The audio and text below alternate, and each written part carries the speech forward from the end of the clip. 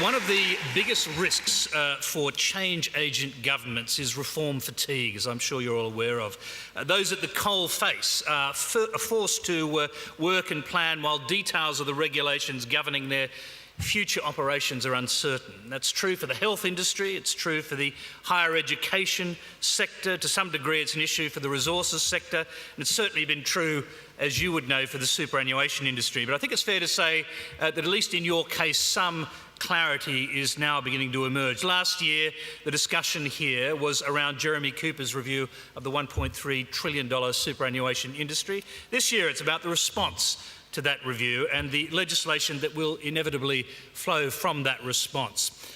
In the political arena, all eyes will be on the performance of the new Minister, Bill Shorten, who many of you will have seen last night. But critical to the policy debate is the high-powered Reform Advisory Committee, the strongest super consultative group headed by Paul Costello, who's here in the audience, the former General Manager of the Future Fund. Now, the group of industry experts was set up with what Mr Costello himself has described as an impossibly short deadline of about 4 months to put together the policy recommendations flowing out of Cooper's review. Of course, it was truly impossible.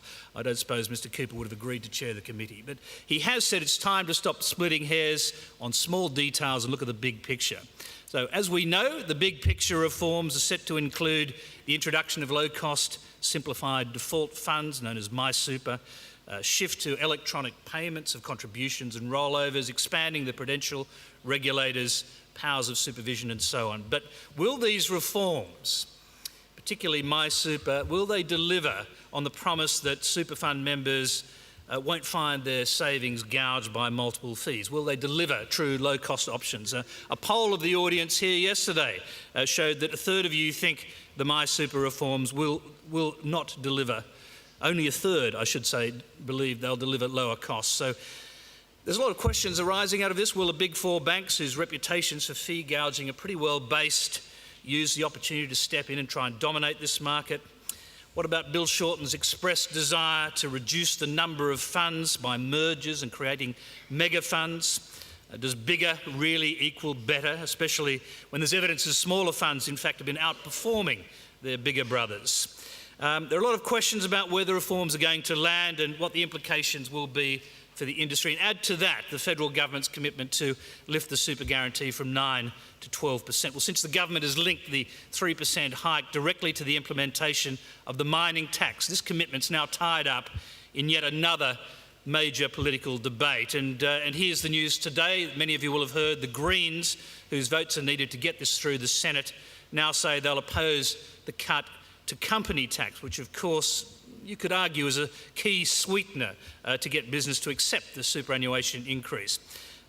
So while Bill Shorten is calling for your industry to help him get the mining tax debate up and running, to actually win that debate, your industry is trying to engage its members in a very complex debate about big reforms on superannuation.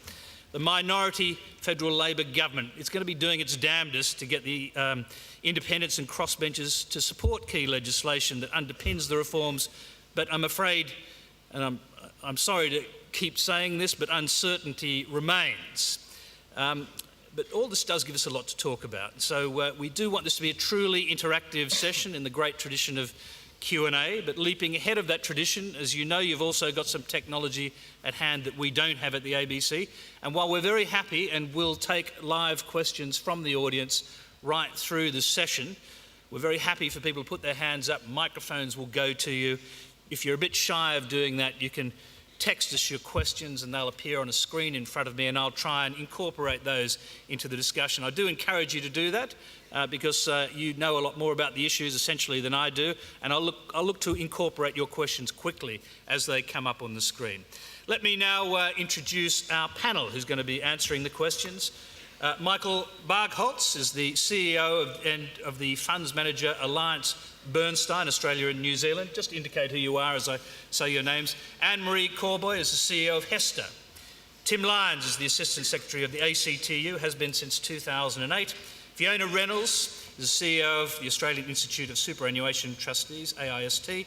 David Whiteley is the Chief Executive of the Industry Super Network, which advocates for the industry and its members. And Maria Wilton is the Managing Director of Franklin Templeton Investments Australia. Now, I know that Barry Cassidy's panel, as I said before, talked a lot about the politics of superannuation here yesterday, especially the 3% hike. But the Greens have thrown a bit of a spanner into the works. So let's start there, since it's all tied up to the mining tax. How hard is it going to be to get businesses to support a move to 12% super guarantee if the company tax cut is taken off the table? Fiona Reynolds. I think it's going to be really hard if that happens. I mean, we know that with the mining tax, it's really a package, so it's a package of reforms. One of the things is that the superannuation will increase, but we'll also see a drop in the company tax cuts. And I think companies will use that. They're already not supporting the 12%. Employers, not all employers, but major employers aren't supporting it. They'll be able to then say, well, we're not getting the tax cut, we don't want the super. It brings a whole lot of uncertainty into the environment, again, as you said. And I also think that it makes, yet again, more distractions for the increases to superannuation, the focus then being on the mining tax, the Greens and the company tax, rather than the things that are going to flow and the good things that can come from the public policy for Australians from the mining tax. Michael.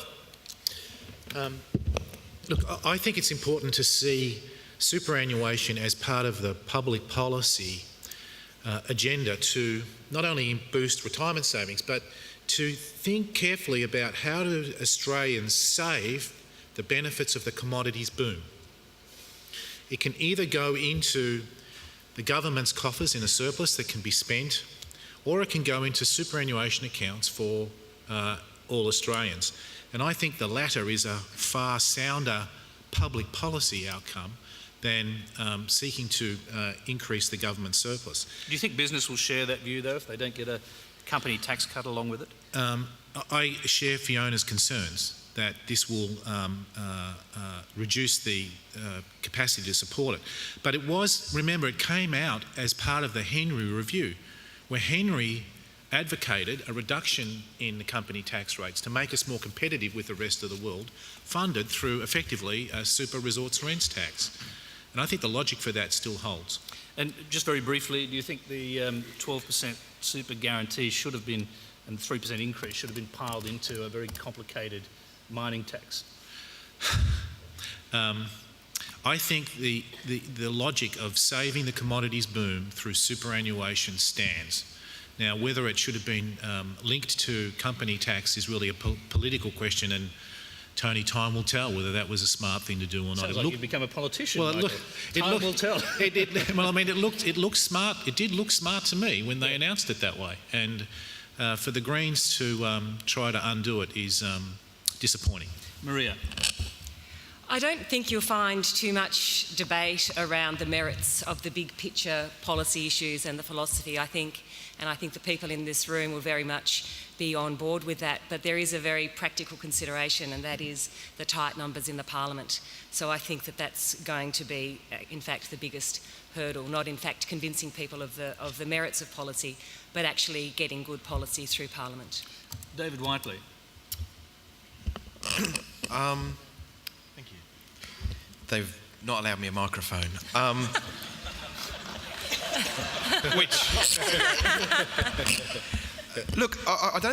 think firstly it shows two things, that the path to get 12% up is going to have a few twists and turns, I suspect.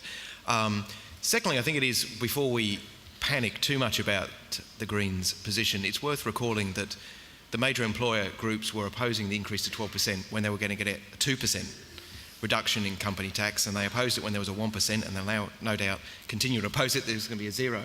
So I don't think, there was certainly no evidence that I saw, unless all of it was posturing, there's no evidence that I saw to suggest that we had a greater chance of getting employer support when there was a company a tax rate cut. So I don't think we should worry too much. Let's hear from the union movement on that, Tim.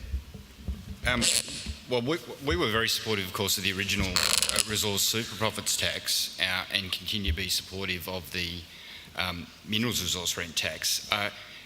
I think what Senator Brown has had to say, while the programs he's suggesting would be funded by substituting for the tax cut are quite worthy, in particular a dental program, it would in the end be irresponsible, I think, for the entire connected edifice between the minerals resource rent tax, the increase in superannuation to be pulled down because of that. And so, however, I think David's made the important point is that there'll be some horse trading between now and when there's a final vote. And I think this is just standard brand of what's going to happen. And I don't think you could say at this point, well, it's difficult to believe that you'd see the Greens actually block the entire thing, including the increase to superannuation. Well, I mean, Bob Brown's already said it should be much higher, the tax should be bigger. He's not happy with that part of it. Now he's saying that the company tax portion should go to dental health. Well, indeed, but the proposition that it'll eventually be on the table in the Senate for the Green senators to consider, and indeed Adam Band in the House, is whether or not they support the tax that's on the table, not one that they would design. And in the end, it's difficult to see them not doing that. The other point to make about employers, I think, is what hasn't got a lot of coverage, I think, is about how slow and staged the proposed increase in the SG is. There's plenty of notice. Employers will have plenty of time to take it into account. We'll be talking about it in bargaining rooms over the next 10 years. And, you know, in my experience, increases of the order of 0.25 and 0.5% in bargaining terms, in terms of cost to employers, these sort of numbers are rounding errors, not serious claims. And so I think that some of the opposition from employers really has been overstated. Okay, well, I think I'll move on from politics. No, please jump in if you'd like to. I think that we need to remember back to when the 3% was introduced, and we've gone to 9% from 3%, and we had all the same arguments then that companies weren't going to be able to do it. It was an impost on the economy, you know, people would go broke, and that actually didn't happen. And we did move slowly over that time. So just reinforcing Tim's point, I think that it's such a slow increase, and given that the company tax rate reduction was just a sweetener, it's not actually a key to that, because the other revenue that's coming from the minerals resource rent tax will offset some of the other measures, which will lead to a loss of government revenue. So it's not a direct tie between the two. Well, in fact, it was a sweetener, and so we need to go back to the other arguments about why it's good for Australian society to have this increase, go back to the intergenerational reports that successive governments have put out, and why we're in this place in the first place. So are you happy as a group to advocate on behalf of Bill Shorten for a mining tax which has this benefit? It's not about advocating for a mining tax that has the benefit. That's what he wants. I know, it's what he wants. Well, we are. But there is, you know, it's an acknowledgement that there is going to be some reduction in government revenue, and so there's got to be some offsets, and that is one aspect that's going to offset it, but it was never going to be the total offset. Fiona? Well, from our point of view, we want the superannuation. We would, you know, it happens to be linked to the mining tax, so that's just the way that it is. So we're not so much saying we want a mining tax, we're saying we want the superannuation increases. But true, but the logic of it is the mining tax, I guess from the government's point of view, they would argue that you should be saying the mining tax is actually good for you because you get this superannuation benefit. Well, we do point out that... Are you prepared to go that far? We do point out the benefits that will come from it, but, you know, if the mining tax fell over, we'd still want the superannuation increases and would still argue for them. So. Okay. All right, look, the audience is voting with their feet and they're texting, and we're getting a lot of questions on My Super. The first one that I saw was, what does the panel think of My Super? And it does link to a question that I had anyway, and I'm going to throw over to Anne Marie Corboy to talk about this. The not-for-profits already are doing this effectively in some areas anyway. Plenty of you are. Do you think it's worth going through all this reform process just to do something that you're already doing? I think from a structural point of view of the industry, it's important. And I think that one of the difficulties through this process is that we're getting a bit bogged down on the fee question. And Paul, you know, mentioned this morning in his address. I think that we've got to get back to what is the benefit to the members, and it is the net benefit question, not about fees. So funds can have, and you know, the not-for-profit sector do generally, there will be some isolated exceptions which are always pointed out, but generally have very low fee structures in their default funds. But when you look at the industry across all sectors, obviously the fees then look high. So if you take an average, you know, that's where this comes from.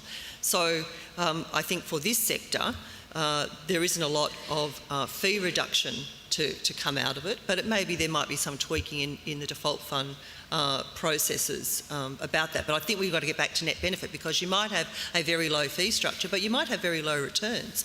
You know, you might have a slightly higher fee structure, and you might have considerably higher returns. And so if that's the case, then it comes back to what's the best for the member.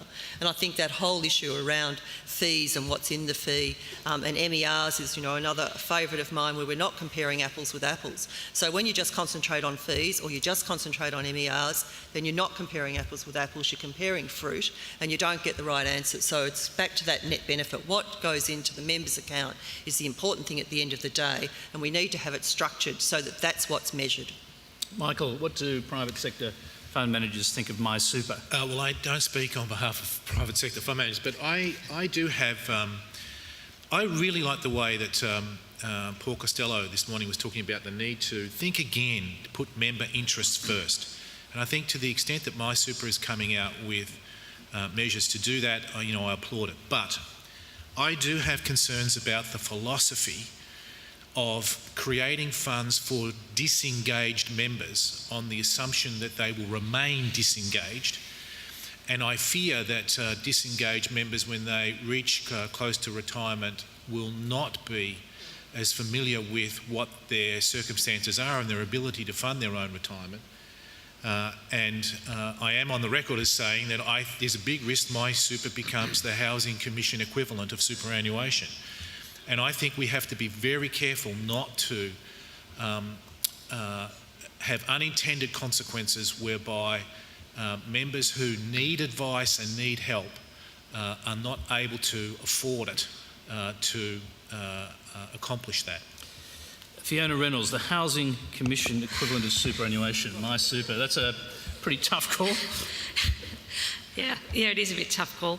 Look, I think if MySuper is a low-cost default product that has no commissions in it and that people don't pay for things that they don't want, they don't know that they have and they don't use, then isn't that a good outcome for most Australian workers? We're not stopping them from having choices as well. So if they decide that they want something else, they can still have something else. They can go as far as having a self-managed super fund if they want complete control. And I think for most people in this room, we've spent our lives arguing for low-cost, no-commission super, and that's what we're getting. Yet we keep hearing from people about how the world's going to end and the sky's going to fall in.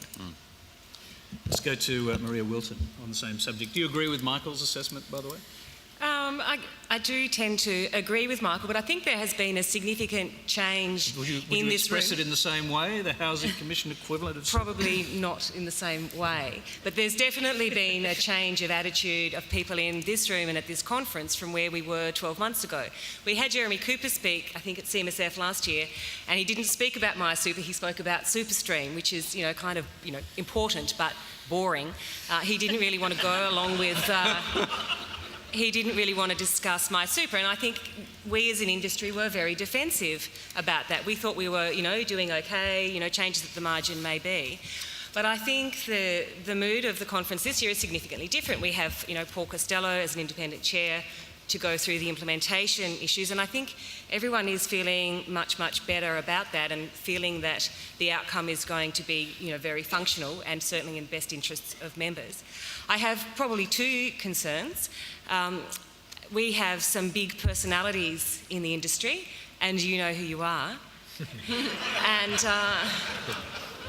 so I'm concerned about adversarial positions being taken between the retail sector and the not-for-profit sector, people backing into corners, and then we look like a rabble of rent seekers. And I think that's, that reflects poorly on us in terms of both with negotiations with Treasury, but also in terms of the general public and their view of our industry. And I also am concerned, as is Michael, with the potential for unintended consequences. So we want more advice, we want cheaper advice, more affordable advice. But I'm hoping that we can negotiate that and navigate our way through that. And having had a couple of presentations from Paul Costello and the Treasury Fellows yesterday, I'm feeling much better about that. Let's go to David Whiteley. Grab the microphone, David. Not with too much vigour, yeah. There's a very elegant sledge there from Maria. I think it's worth going back to why there has been advocacy around what MySuper now is. The purpose of it is to remove some deeply inappropriate practices out of our compulsory superannuation system. That is somewhere between $500 million and $1 billion a year being paid by people, commissions being paid by people on their compulsory contributions to financial planners. And it's just utterly unjustifiable, and there is no justification for it even put forward now. There's a practice, what's called flipping, which is where people will join a fund and pay a very low fee because they're an employee of a large employer. But as soon as they change jobs, they're automatically flipped into a much more expensive fund. And this is just ongoing practices which, without wishing to point out which sector, comes from another sector not represented here today.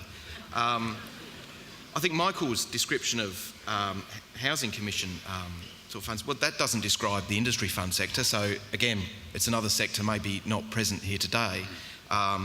What industry funds have been asking for is to make it mandatory that every MySuper fund provides intra-fund advice to their members, so people do get the financial advice that they need on their basic holding in the fund. We've also been arguing that it should be mandatory for there to be retirement income products inside. So this is about, it's not just about disengaged people, it is about recognising that 80% of people don't choose their own super fund.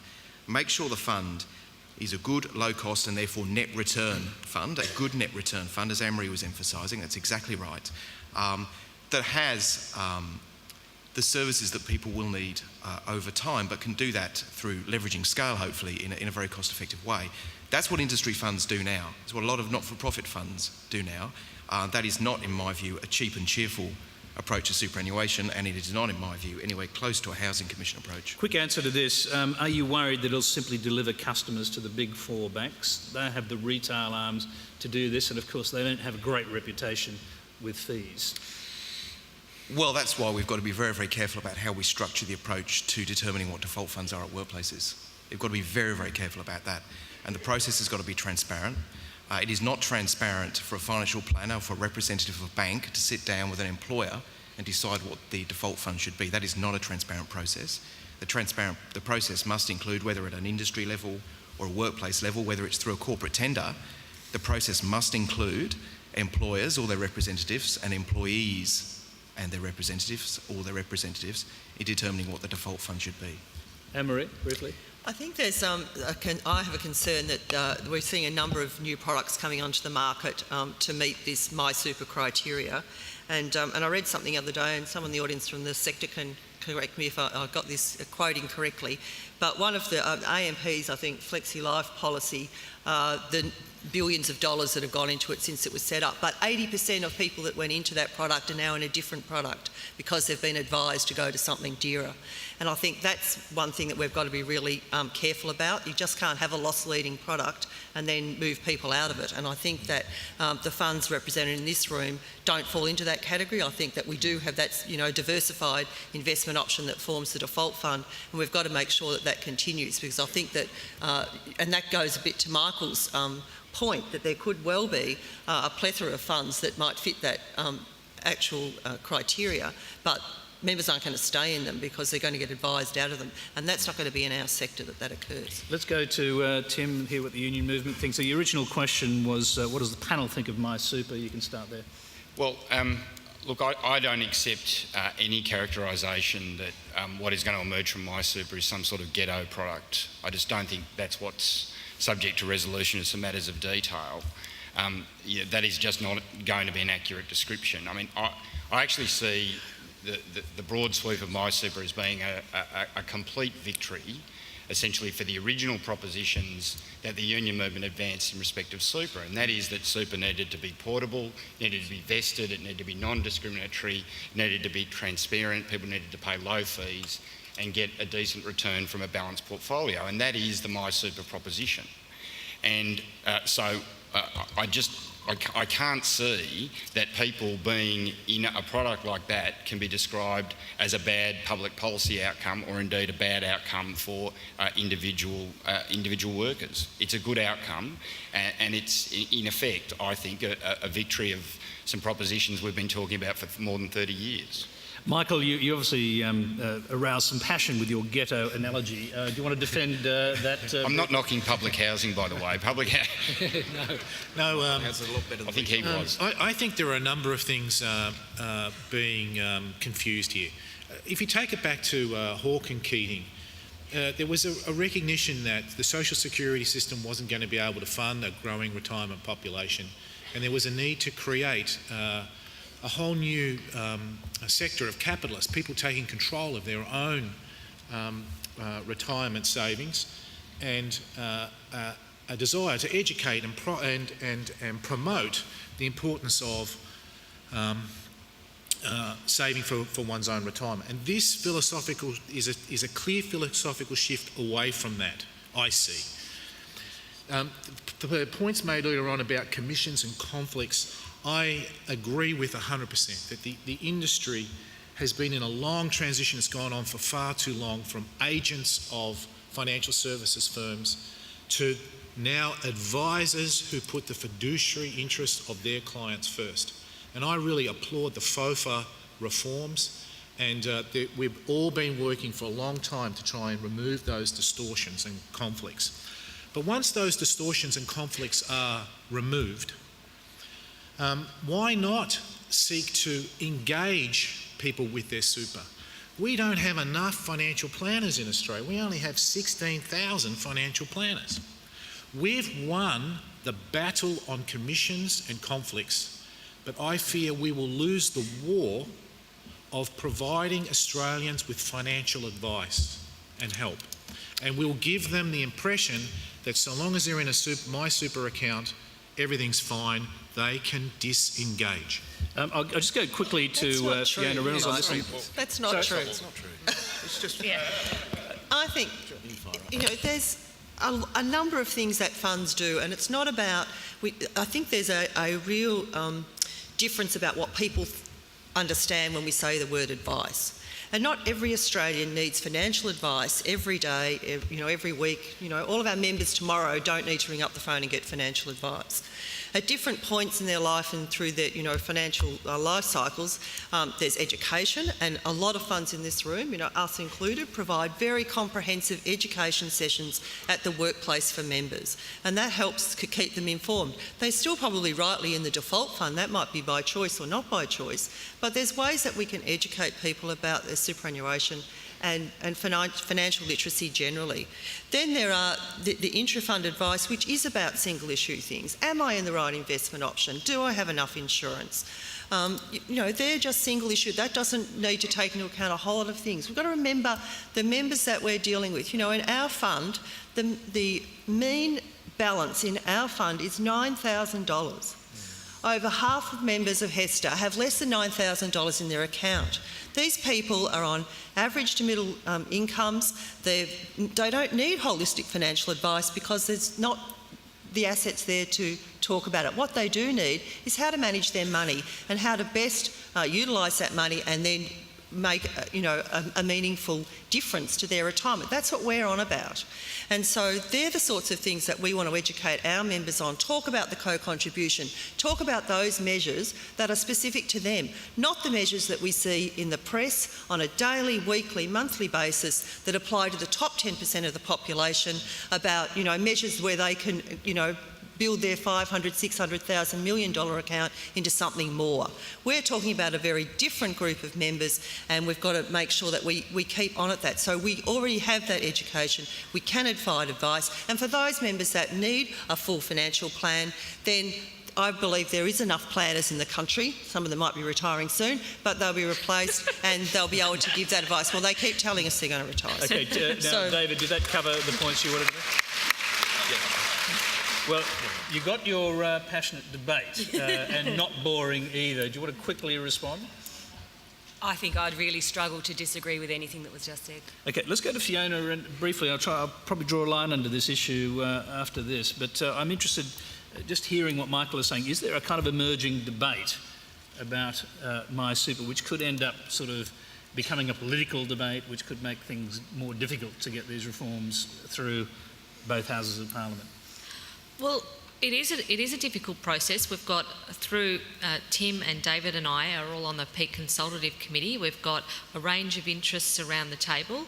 There's some fundamental disagreements about what MySuper is and what it will ultimately look like and what can be in it and what can't be in it.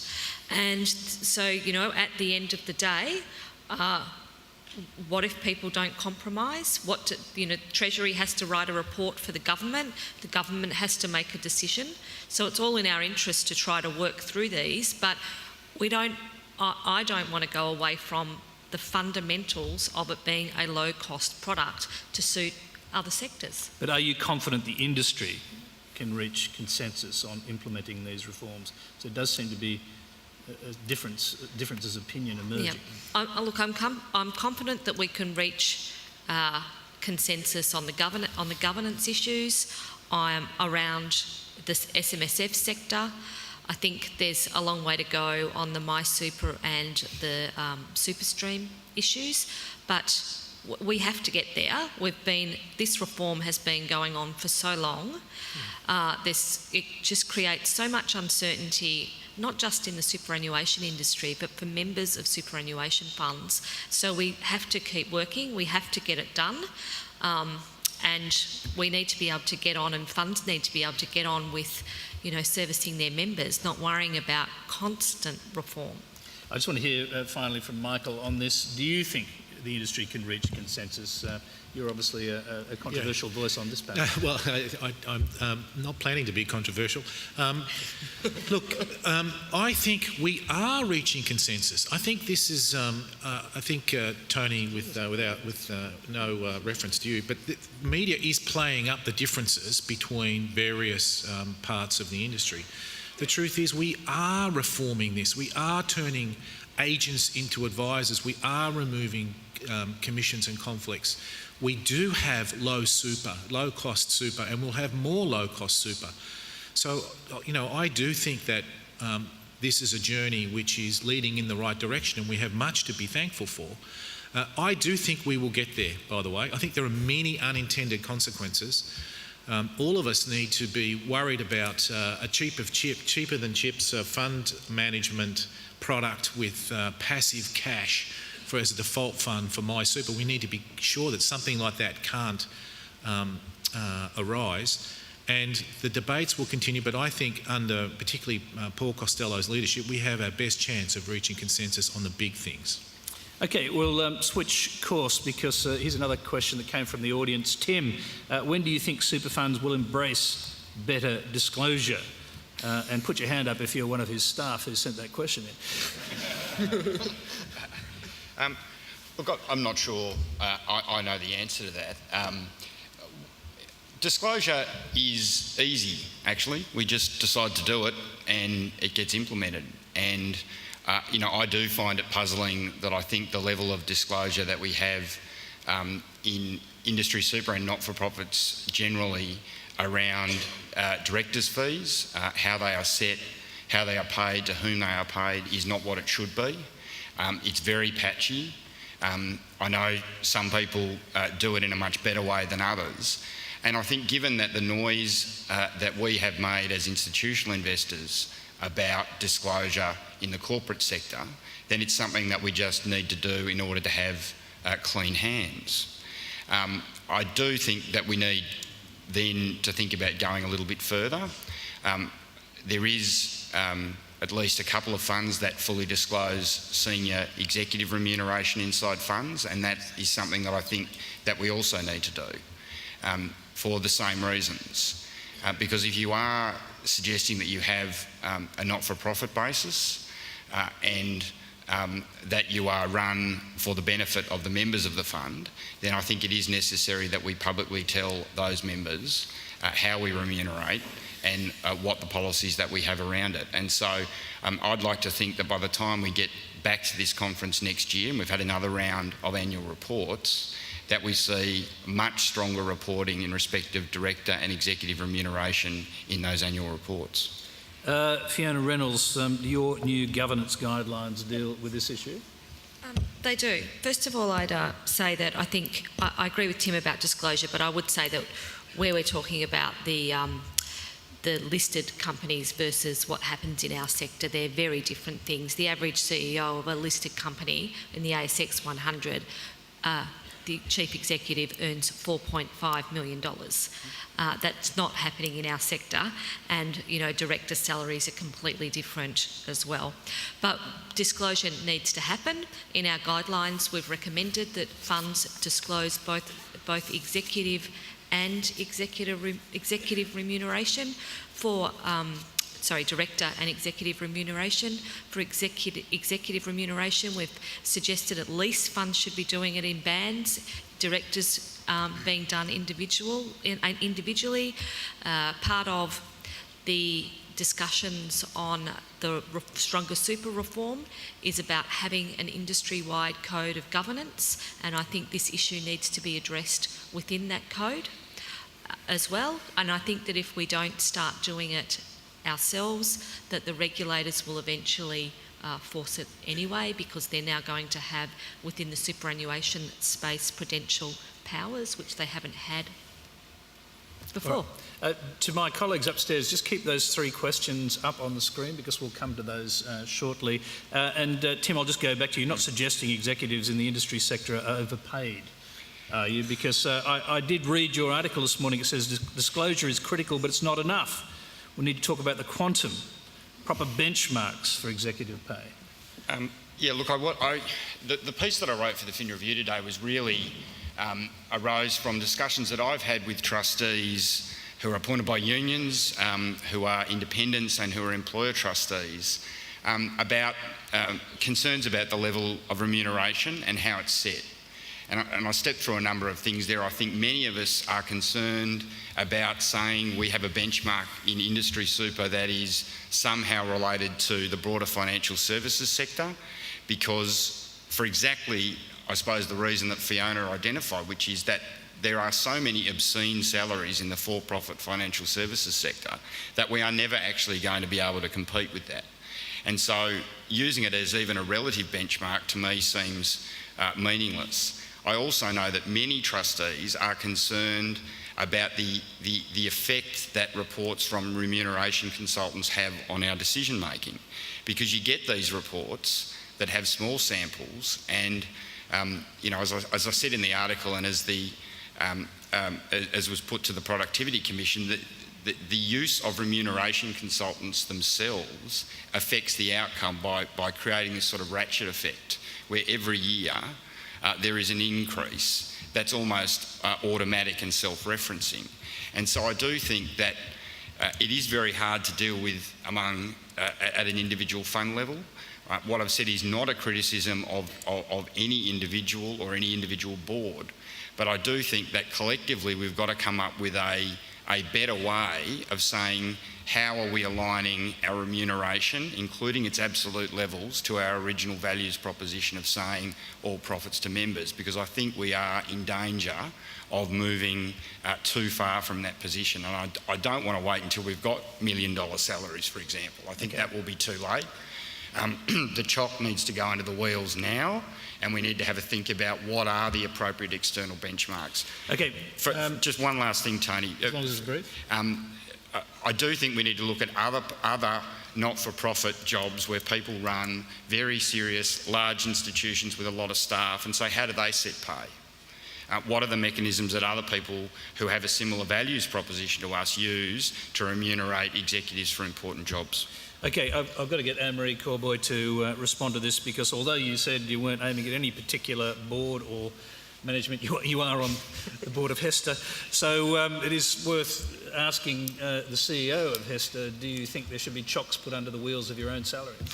Well, that's a bit unfair, Tony. I think it's important to look at, and I worked in a union for 10 years, and I negotiated salaries for my members and looked at those inputs that you need to look at in order to arrive at an appropriate amount.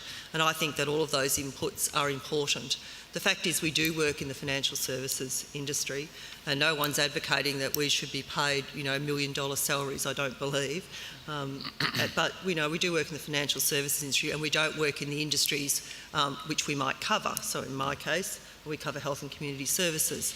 And others will have different views because of the industries they come from and the way that salaries are set and remuneration is set within those industries. And I think that directors have to be cognisant of the fact that we do work in the financial services industry and that we need to be able to retain and attract staff to work within that industry, and they generally come from within that industry, not from other industries. And I think that while that's taken into account, together with our value proposition that we are not-for-profit and that we are there to build the retirement savings of our members, I think all of those things are inputs into this decision-making process. Okay, let's go to some other questions from the floor, and here's an interesting one. Given funds earned no better than cash over 10 years, why would I want 3% more into my super instead of into my pocket? Fiona. Oh, I was hoping you were going to give that to the fund manager. Do you want me to take it? You're, Okay, I'll take that one. you're about to tell us what your returns were now. No. But I do think that to whoever submitted the question, I think that you will do better in superannuation in the long term than if the money was in your pocket. But what I am hearing around the conference is that we have taken members on a ride that is too rocky over the last few years, and I accept that it has been a rocky ride. So I think it's a natural step for us as fund managers and as custodians and stewards of the money, that we do need to diversify equity risk. And of course we want to do that without giving up medium and long-term returns as well, but it can be a little challenging. But of course the problem of investing is that when the proverbial hits the fan and equity markets fall very sharply, then then correlations across markets increase and everything falls very sharply. So I think there is no easy answer to that question, and sometimes diversification doesn't assist us in the way that we had expected. But what we're seeing is that there's a lot more interest in the fixed income side of people's portfolios. They're very interested in how to diversify that, look at the breadth of the fixed income portfolio, and I think that's something that will continue. I think that allocations to infrastructure will continue, and that people will look at emerging markets and so forth. But just in terms of the focus on fixed income, I'm a little sad to say that 20 years ago, when I used to run bond portfolios, bonds were considered boring. And now, 20 years later, that I don't do that, all of a sudden, bonds are really sexy. Let's go to David Whiteley on that. I know that one of your passions is cleaning up commissions, but also the cost of funds management. And I think what we know is it costs $48 million a day to manage funds in Australia. It's quite a lot. Obviously, it's coming off the bottom line.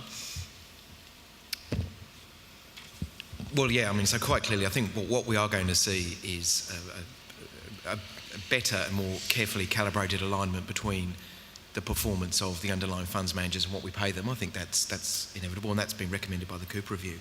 I think the broader point is the one that Maria mentioned. I think, notwithstanding issues of members being disengaged from their super, I think that as the baby boomer generation moves towards retirement, not necessarily into retirement, but towards retirement, and with the expectation of greater volatility over the next decade, I don't know any economist or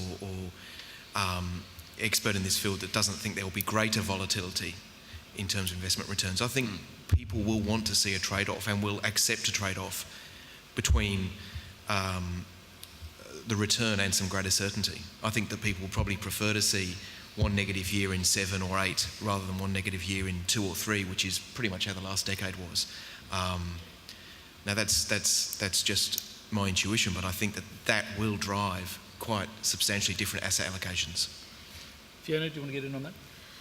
Oh, look, I think Maria's right about we need to be thinking about risk, basically, and what risk, members are taking.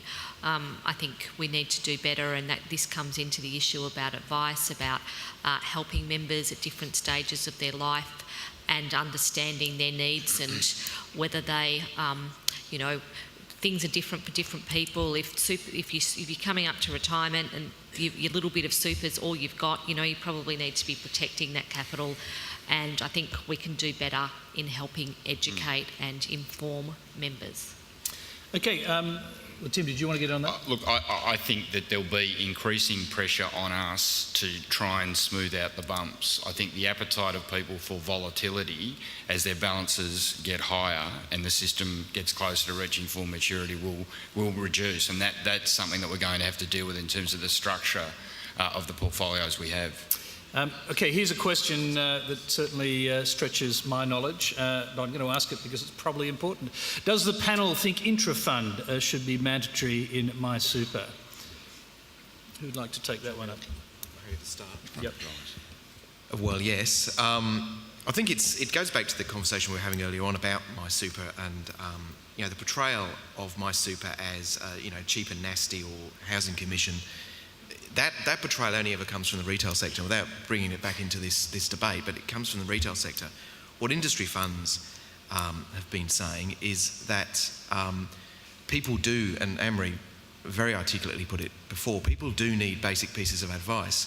Intra-fund advice is unconflicted advice. It's the advice that typically captures the most frequently asked questions that people have about their super. The advice might come in the form of information, it might come in the form of general advice, or it might come in the form of intra-fund advice. It should be mandatory. It was Deloitte's, for their report for the Cooper Review, suggested for say, a medium-sized fund, it would cost each member around about $10 a year. So $10 a year to get access to unconflicted financial advice about almost everybody's either single or single largest financial asset. To me, it's an obligation on funds to provide that advice, and it should be mandatory. Anyone else want to get in on that? I think, just to reiterate what I said before, I think it's a really important part of the service delivery of funds to their members. And if we're going to have more informed members and members who take steps to increase their retirement savings, then it's an important component of that. And I also think it's part of the antidote to the potential for it to be the Housing Commission option is to make available simple, easily accessible advice to people about the questions they really need answered, not the ones that they don't need answered. So I think having intra-fund advice as part of the product is important about making it sustainable. Yep. Here's another question from the audience. What will it take to bring annuities into our retirement system, Fiona? Well, there are some annuities. I know there's not enough, but I think there's a few steps along the way. Anne-Marie was talking about that. The average balance of a lot of her members is quite low, under $10,000. So I think first, it's the mean, not the average. Sorry, the mean. That's sorry. my other point about we should talk about means, not yes. averages. Sorry, the mean. Median. Sorry. Was quite low. The average is higher. So I'm just making the point. Yep. Sorry, Fiona. That's okay. But it'll get quoted in the press incorrectly, Okay. Sorry to the press. Please press quote correctly. Now you know what it's like down here. So sorry, what I was trying to say was that account balances are really still quite low. That's one thing. People can still take lump sums. As account balances get higher, and there's more and more people who aren't just taking a $15,000 lump sum at retirement, we are going to need to see lots and lots more post-retirement products, and we will. But these things will develop over time as we need them. I think we'll leave it there. Here's another one from the audience, and it's more a comment really, but it's worth commenting on. Given the difficulty to make a profit out of a fee for service, this will see planners leaving the industry. Fact, Michael. Great news. Great news. If a financial planner can't add value, can't charge a fee can't show the client that he or she is adding value to retirement savings and income, then that planner should leave the industry. But there's a point here to be made that we need, I think, as a nation, more financial planners rather than less. Good financial planners that actually put the interests of their clients first, and financial planners that can work with people either at small account balance levels with intra-fund advice, or financial planners that are working more holistically with people with their savings plans, their insurance needs, and so on. And I still think that's the war. The war is putting not only very good accumulation funds in the hands of Australians, which we're doing, I think, better and better, and the industry funds in particular are leading that drive. Now we need to provide income products and advice services that complete that package. Fiona, do you want to get in on that? Seems we've got a war now. Oh, The Housing Commission Estates, now we've got a war in the ghettos.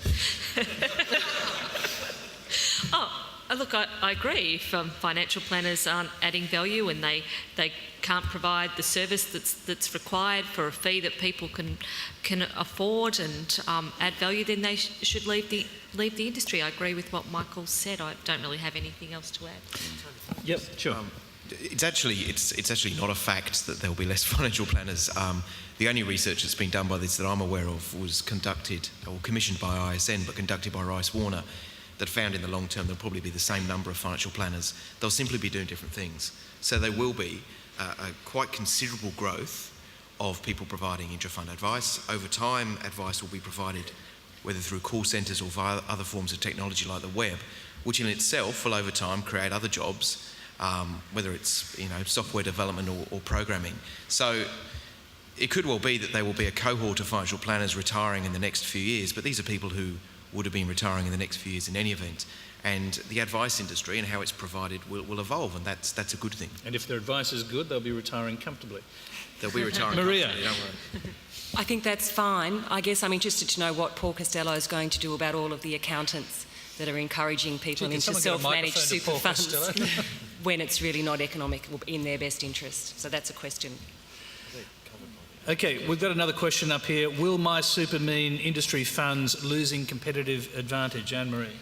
Well, I think that came back to my point before. I think we're going to see a number of other products coming onto the market, but it's how they're compared, and it is about net benefit. And I think if we can get down to measuring, when we do the measurements across the MySuper products that APRA will be doing, if we do it on the net benefit to members, then I think we won't lose, we might have more competitors, but I don't know that means losing your competitive advantage. And I think that if we get that concentration right on what goes into members' accounts, then I don't think most industry funds will be losing much sleep.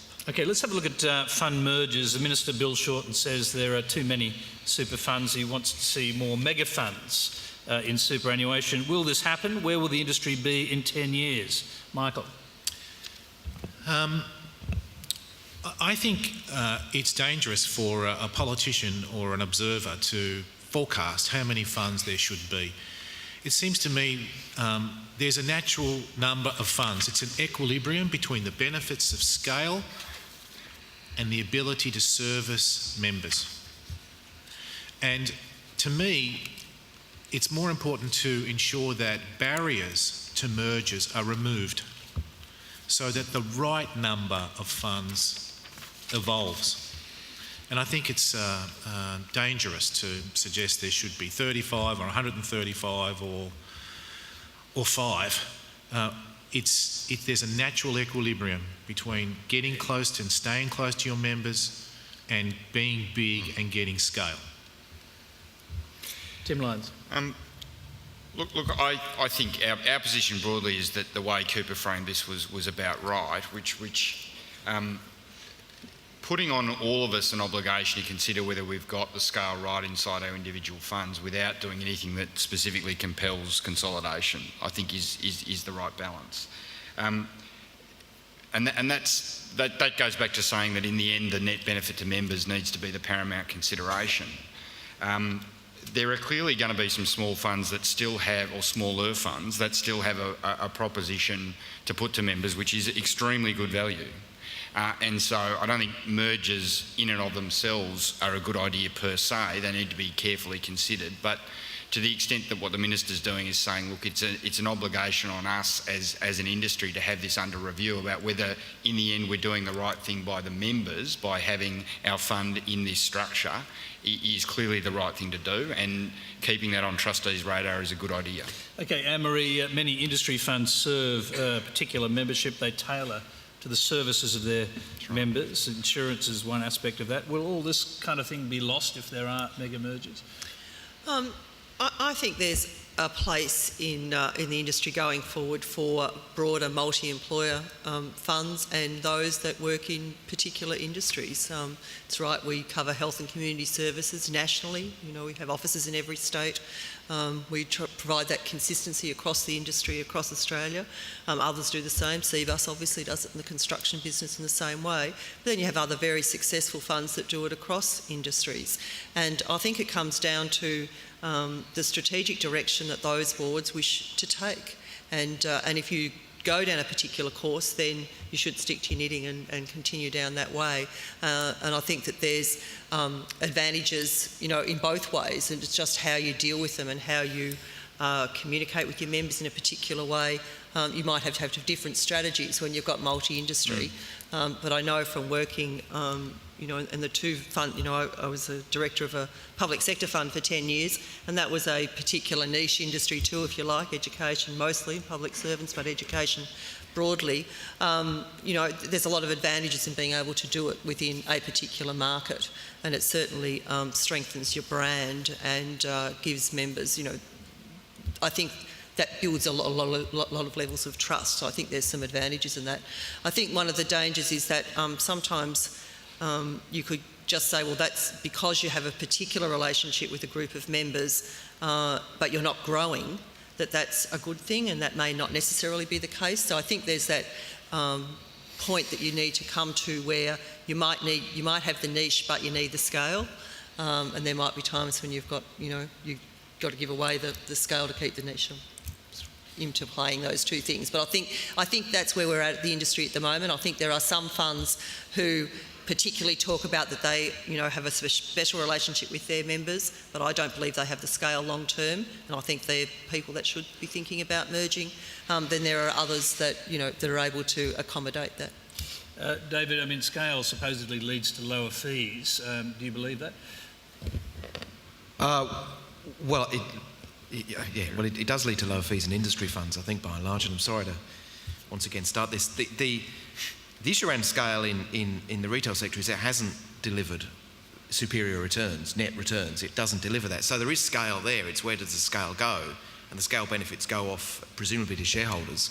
I think if you look at the very large industry super funds, they are demonstrating for an incredibly low cost. I mean, we're talking $1.50 a week plus investment costs. For incredibly low cost, they are now providing some incredibly sophisticated investment and services, good, strong net returns, and other services now to members too. So there are clearly benefits to scale. I tend to have a lot of confidence in industry fund trustees and staff. I think that what we've seen more recently, and I don't like to identify particular funds, but I think this one is praiseworthy. I think if you have a look at the decision made by Westscheme, for example, quite clearly they made a very long-term judgment that's not a small fund.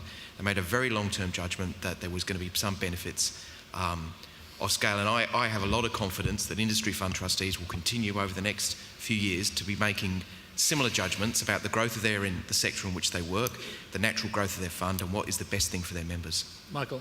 I agree with David. I think the industry funds have led the way. I have friends who are involved in the retail funds, and often on the retail side, and they often say, you know, the industry funds, you know, they're doing something strange. And I say, well, what they're doing is employing really smart people, putting together portfolios that are more diversified and they have some illiquid assets to provide a better rate of return. I think there have been economies of scale. There is economies of scale, and it's demonstrated in the industry funds.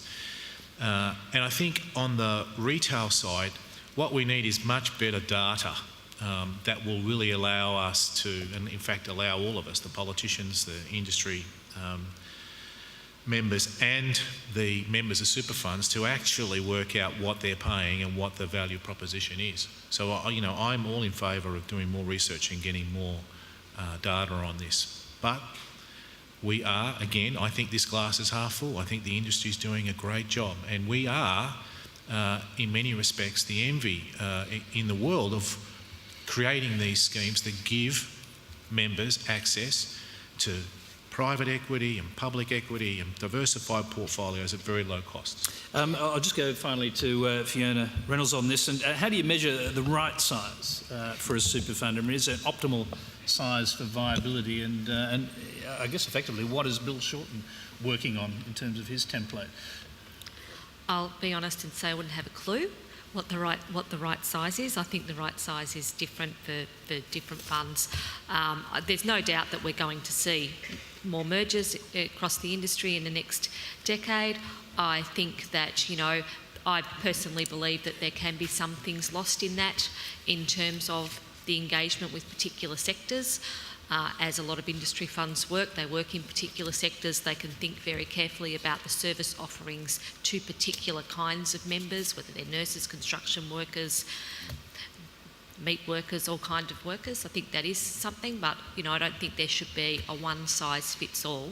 And I think there's different ways of doing it. There's different ways of getting scale, but we will see a very different industry in 10 years. But I'm not sure that I could answer what the right size is. Okay, here's a very different question. It comes from Julian Poulter of the Climate Institute, who's here, I believe. Australian super funds have the world's highest ratio of signatories to the UN Principles for Responsible Investment and the Carbon Disclosure Project. Given that Australia's first carbon resolution is due for voting in 3 weeks' time at the Woodside Petroleum AGM, can and will super funds make the leap from intention into action? Let's start with Anne-Marie. I think this whole issue of incorporating, the UNPRI is associated with incorporating ESG considerations into investment processes, and I think we've come a long way in a short period of time, but we're really still at the crawling stage. Remember when Hester introduced our eco pool in 2000, people thought the next week, half our members would move to that option. And we never knew that was the case. It was there for members who wanted to invest in a particular way, and it was to cater for their interest. It wasn't that the whole world would change.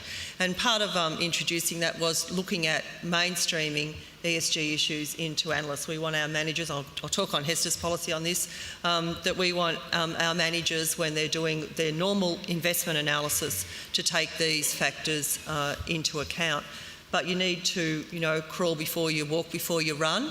And I think that across the industry, whilst we have a number of signatories to the PRI, we are still in the crawling stage of incorporating ESG across the board. And I know there are some funds in this room that still don't believe that funds should do it. So we're a bit behind the eight ball.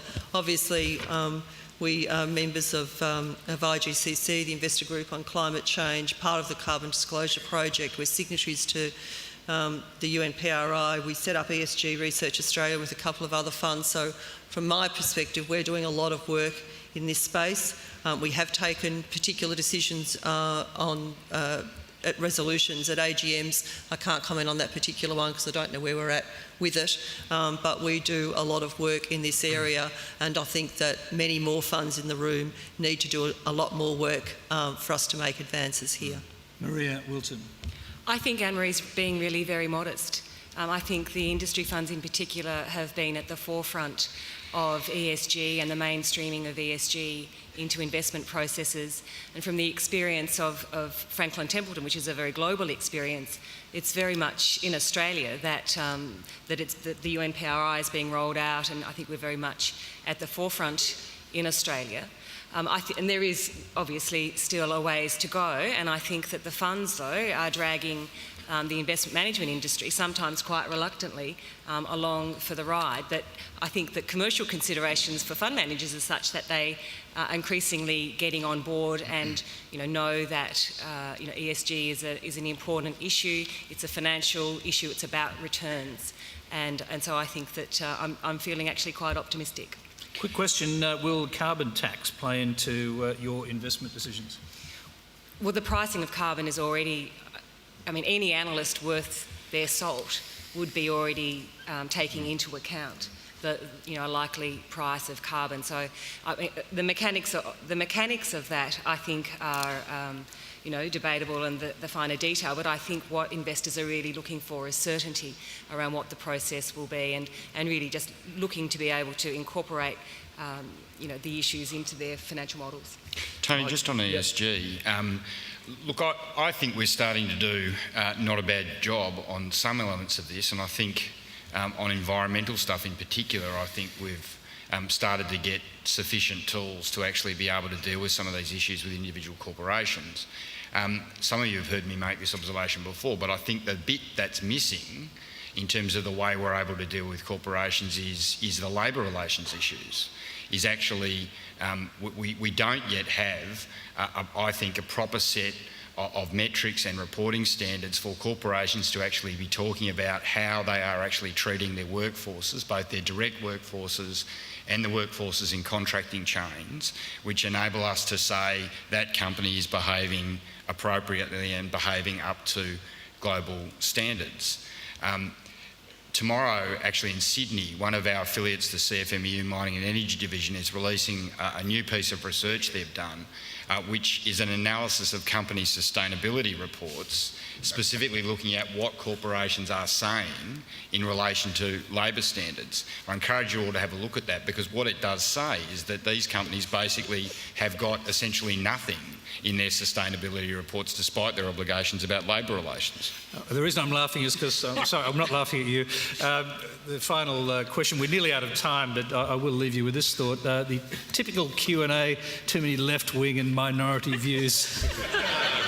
I'll take that as a comment. But Tony, I think that's it's the two sides of the argument. So there's left-wing views and there's minority views. They're separate. They're the right-wing views. Who's left-wing and who's minority? There's an awful lot more to talk about, and there are thousands of questions streaming up here. I've tried to take as many as I could to weave it into the pattern of the discussion, but we have run out of time, and I'd like you to thank our panel: Michael Barkholtz, Anne-Marie Corboy, Tim Lyons, Fiona Reynolds, David Whiteley and Maria Wilton.